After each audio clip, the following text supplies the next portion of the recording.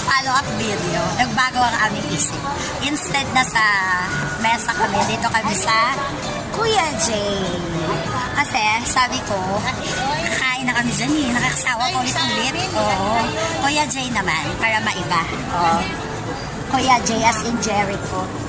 O diba? Sarap. O, grilled pork belly. Ang sarap. O. Yes.